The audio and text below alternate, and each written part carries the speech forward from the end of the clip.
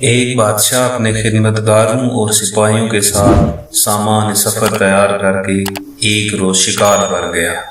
جب وہ پہاڑ کے دامن میں دوپہر کا کھانا کھانے دسترخوان پر بیٹھا تو ایک شاہین نے اچانک آ کر اس کے سامنے سے بنے ہوئے مرغ کو پلک جھپتے ہی اٹھا لیا اور تیزی سے اڑتا ہوا چلا گیا۔ بادشاہ یہ بنا ہوا مرغ کھانا چاہتا تھا، لیکن وہ دیکھتے کا دیکھتا ہی رہ گیا۔ اس نے فوراً ہی اپنے سپاہیوں کو حکم دیا کہ گھوڑوں پر سوار ہو کر شاہین کا پیچھا کریں اور مرغ واپس لے کر آئیں۔ فوراً ہی لشکر روانہ ہو گیا، یہاں تک کہ شاہین کا تعاقب کرتا ہوا پہاڑ کے دامن میں جا پہنچا، اور اس کے بعد جب سپاہیوں نے دیکھا کہ شاہین پہاڑ کی دوسری جانب جا چکا ہے تو فوراً ہی یہ سپاہی گھوڑوں سے اتر گئے اور پہاڑ کی بلندی پر جا پہنچے۔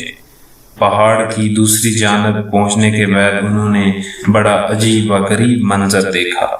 ان کے سامنے ایک شخص تھا جس کے ہاتھ اور پاؤں بندھے ہوئے تھے اور وہ زمین پر پڑا ہوا تھا، اور بنا ہوا مرغ دسترخوان سے اٹھا کر لانے والا شاہین بڑے مزے سے اس شخص کی مہمان نوازی کر رہا تھا۔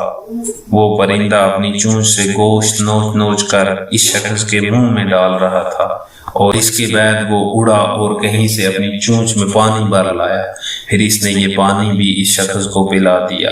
سپاہی اس شخص کے قریب پہنچے اور اس کے ہاتھ پاؤں کھول کر پوچھا کہ کیا ماجرا ہے، تو اس نے سپاہیوں کا شکریہ ادا کرتے ہوئے بتایا، میں ایک تاجر ہوں، تجارت کے سلسلے میں اپنے مال و اسباب لے کر جا رہا تھا کہ اسی راستے میں ڈاکوؤں کا سامنا ہو گیا۔ وہ میرا مال و اسباب لوٹ لے گئے۔ وہ چاہتے تھے کہ مجھے قتل کر دیں، لیکن میں نے اس سے التجا کی کہ مجھے جان سے نہ ماریں۔ وہ کہنے لگے، ہمیں اس بات کا ڈر ہے کہ تم کسی طرح آبادی تک پہنچ جاؤ گے، اور اس کے بعد ان لوگوں نے مجھے اور میرے خچر کو باندھ دیا اور چلے گئے۔ پھر دوسرے دن یہ پرندہ میرے لیے کہیں سے روٹی لے کر آیا، اور آج یہ بنا ہوا مرغ لے کر آیا۔ روزانہ 2 مرتبہ یہ پرندہ میری مہمان نوازی کرتا ہے۔ لکھا ہے کہ بادشاہ کو جب اس بات کا علم ہوا تو اس کی زندگی میں انقلاب آ گیا۔ وہ کہنے لگا، افسوس ہے ہم پر کہ ہم ایسے خدا کی خدائی سے غافل رہیں جو اس انداز سے اپنے بندوں کو رزق فراہم کرتا ہے اور اپنا نظام چلاتا ہے۔ یہ کہہ کر بادشاہ نے اپنی حکومت سے کنارہ کشی اختیار کر لی اور اپنے زمانے کا عابد و زاہد شخص بن گیا۔